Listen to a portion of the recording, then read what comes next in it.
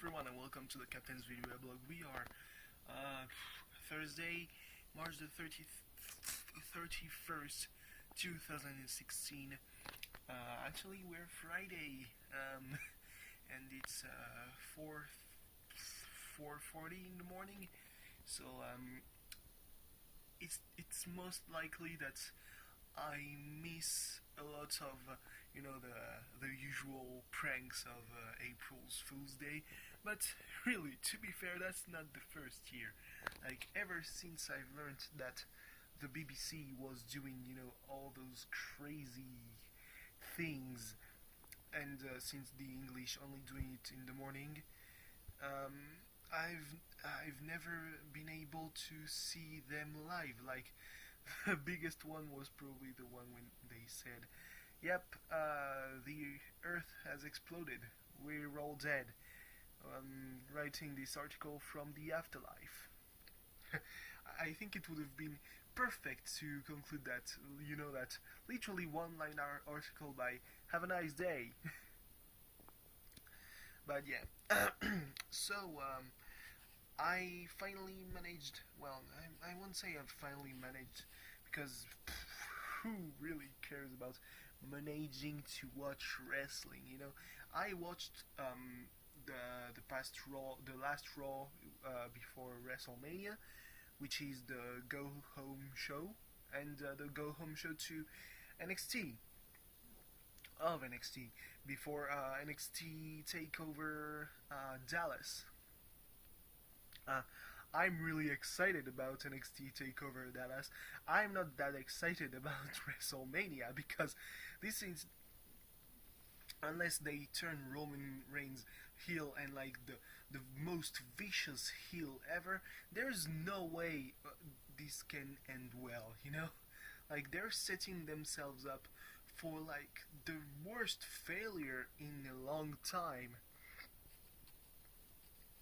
Whereas NXT, the only thing that I'm not sure about is that "No Way Jose," which really sounds like, well, we've got an Hispanic character to introduce.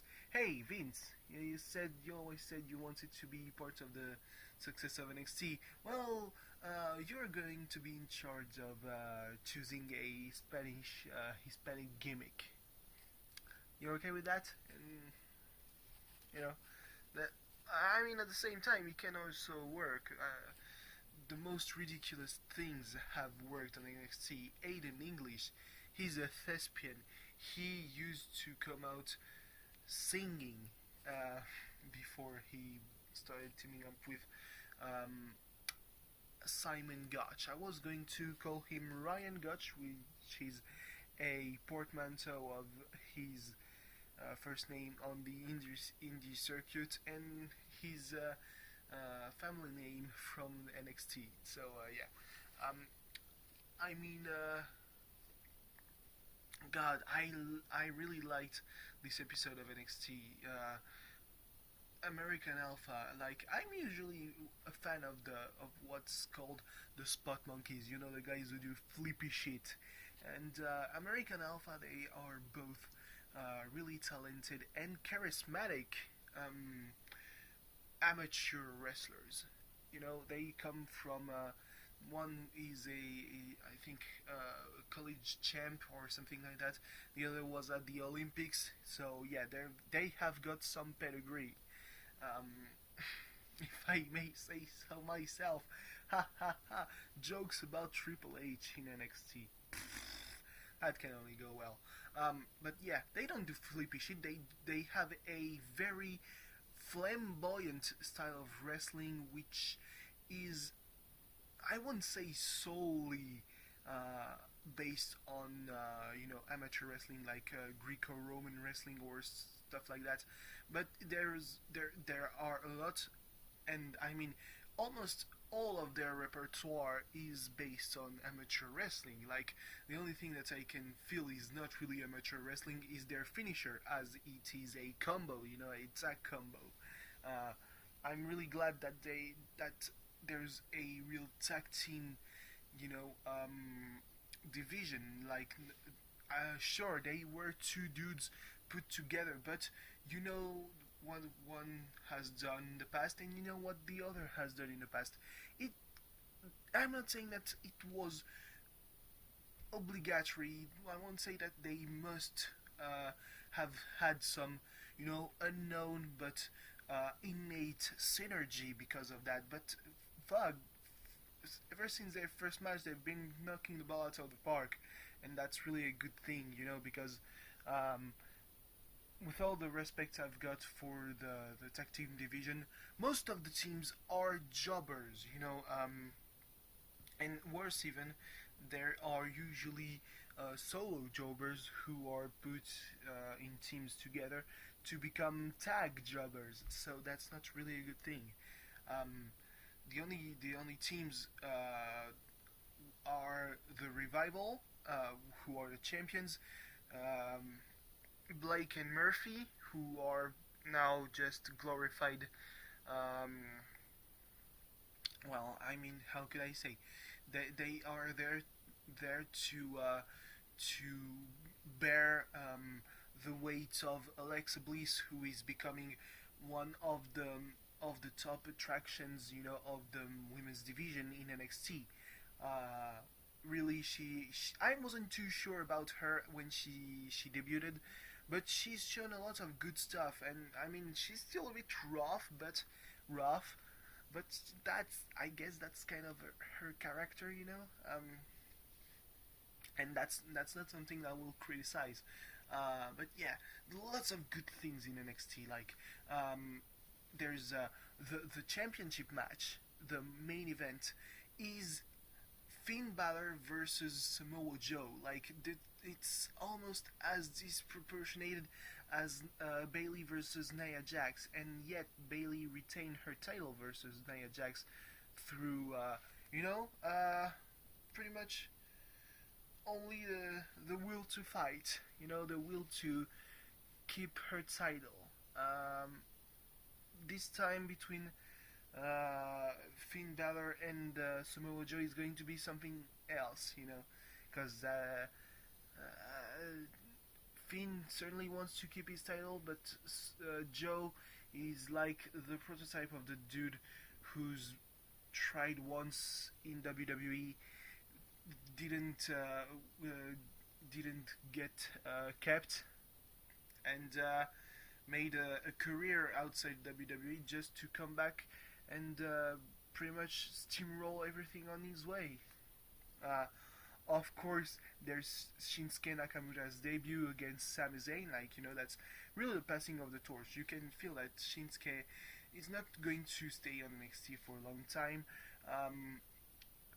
but he's definitely going to be the popular guy. He's got, the thing. It's sad that Hideo Itami might not come back, to the ring while Shinsuke is in NXT, because God, that would be such a great match, like such a dream match, and yeah, might not happen.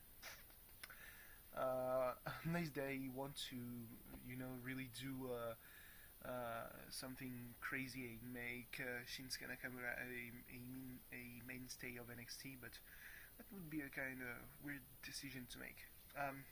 Anyway, yeah.